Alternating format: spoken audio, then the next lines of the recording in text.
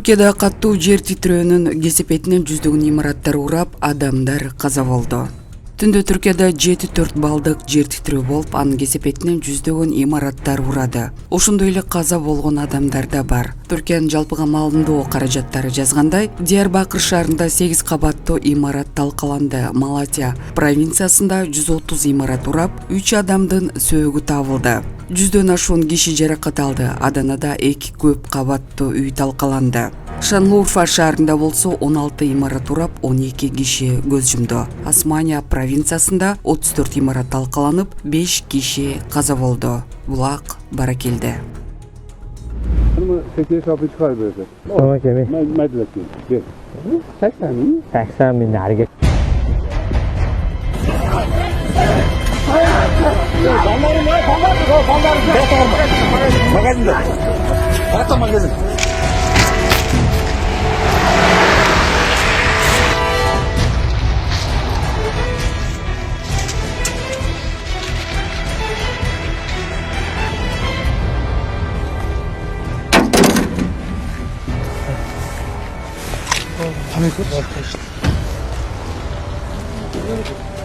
Kim aytdilar?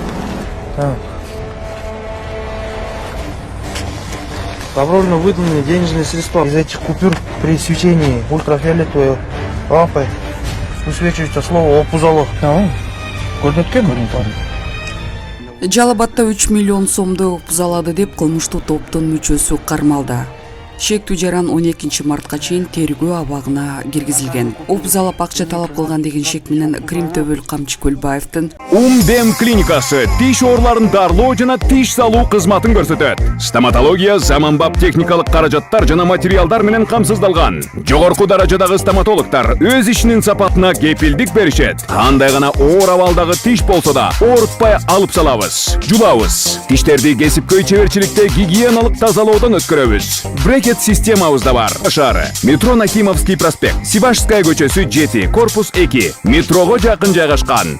5 мүнөт гана жөө басасыз. Камчы Көлбаевдин уюшкан кылмыштуу тобунун мүчөсү АРБ кармалды. Бул тууралуу УКМКнын маалымат кызматы билдирди. Ал Жалал-Абад шаарында жабырлануучудан 120 000 сом алып жаткан жеринен колго түшүрүлгөн. Кармалган адам коркутуу жолу менен кала тургунунан 2 миллион 900 000 сом беришин талап кылган. Бул факты боюнча кылмыш жаза кодексинин 208 беренеси опузалап талап кылуу менен кылмыш иши козголду. Шектүү АРБ аттуу жаран 12 мартка чейин тергөө абагына киргизилген. Тергөө иштери жүрүп жатат. УКМКнын Жалал-Абад облустук башкы башкармалыгы уюшкан кылмыштуу топтор тарабынан жабыркагандар болсо кабарлоого чакырды.